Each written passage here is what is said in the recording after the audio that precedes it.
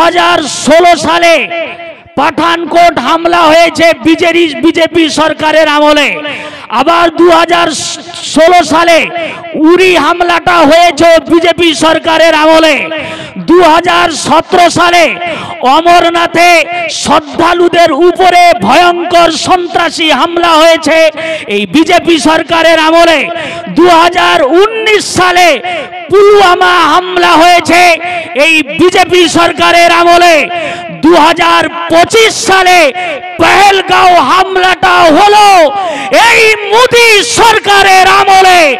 অতএব এই সরকার সংসদ সুরক্ষিত করতে ব্যর্থ, এই সরকার ভারতবর্ষের সুরক্ষা বলকে সুরক্ষিত রাখতে ব্যর্থ, এই সরকার ভারতবর্ষের ভূস্বর্গ পর্যটকদের আপনার নিরাপত্তা দিতে ব্যর্থ, যেহেতু সমস্ত দপ্তরে ব্যর্থতার ভূমিকা পালন করেছে। অতএব এই সরকার ভারতবর্ষের মসনদে আর 1 মিনিট টিকে থাকার অধিকার রাখতে পারে না। নারায়ে তাকবীর, নারায়ে তাকবীর, নারায়ে তাকবীর। বন্ধুগণ, আপনারা জানেন 56 इंची छाती का जो कहने वाले এই নরেন্দ্র মোদী বলেছিলেন যে নোটবন্দি হচ্ছে, সন্ত্রাসীদের সিদ্ধারা ভেঙে দেওয়া হলো, 370 ধারা মিটিয়ে দেওয়া হলো, সন্ত্রাসীদের ভূস্বর্গকে সন্ত্রাস থেকে মুক্ত করা হলো। শুধু এই নয়, তারা বলছে আগামী দিনে একটা পিঁপড়া সন্ত্রাসীও ঢুকতে পারবে না।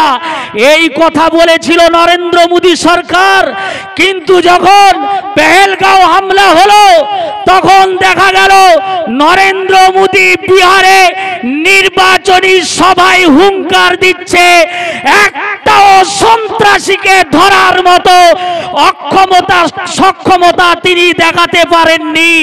এর দ্বারাই বোঝা যায় যখন নাকি নির্বাচন কাছে আসে, নির্বাচন সামনে আসে, তখন বড় বড় সন্ত্রাসী হামলা হয়। তার মানে হলো এর ভিতরেও রাজনীতির গন্ধ কোথাও না কোথাও পাওয়া যাচ্ছে। বন্ধুগণ, আপনারা জানেন সন্ত্রাসী যারা, আমার সারওয়ার ভাই বলেছেন, সে সলিমউদ্দিন হোক কলিমউদ্দিন হোক, যেই হোক, যেই গর্তে ঢাকুক না কেন, গরম জল ঢুকিয়ে দিয়ে সন্ত্রাসীকে নিয়ে এসে আইনের আওতায় তাকে নিয়ে এসে তাদেরকে দৃষ্টান্তমূলক শাস্তি দিতে হবে।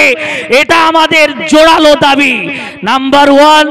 নাম্বার 2, আর একটা কথা আপনাদের বলতে চাই, আপনারা জানেন সন্ত্রাসীদের তো ধরতে পারলো না, তখন এই মোদী সরকার কি করছে, ভারতবর্ষের মুসলমানদের, বাংলা ভাষী মুসলিমদের উপরে স্টিম রোলার চালিয়ে অত্যাচার শুরু করেছে। উড়িষ্যায় পরিযায়ী শ্রমিকদের উপরে অত্যাচার হচ্ছে, গুজরাটে পরিযায়ী শ্রমিকদের উপরে অত্যাচার হচ্ছে।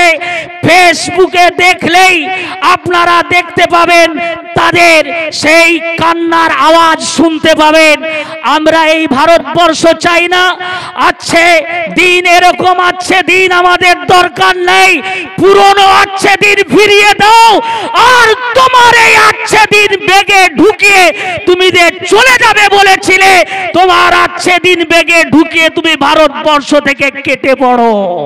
নারায়ে তাকবীর, নারায়ে তাকবীর।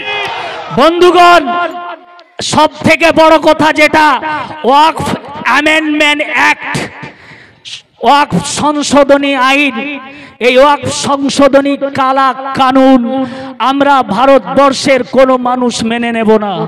এই আইনটা শুধু মুসলমানদের বিরুদ্ধে নয়, যে সমস্ত হিন্দু ভাইরা আমার কথা শুনছেন, চ্যাটার্জি, ব্যানার্জি, চট্টোপাধ্যায়, গঙ্গোপাধ্যায়, তরুণ বরুণ মিশ্র বাবুরা, আপনারা শুনছেন, শুনেন।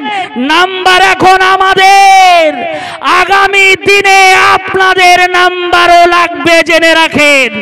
শিখ ভাইয়েরা, খ্রিস্টান ভাইয়েরা, যে সম্প্রদায় মানুষ থাকুক না কেন, এই সরকার সেই ইস্ট ইন্ডিয়া কোম্পানির মতো গোটা দেশকে বিক্রি করে দিয়ে পালাবে।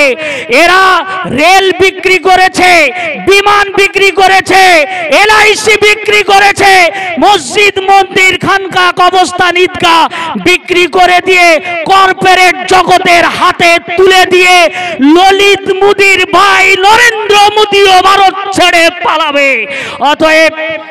অতএব আমাদের জানতে হবে, আমাদের ঐক্যর সাথে একতার সঙ্গে লড়াই করতে হবে।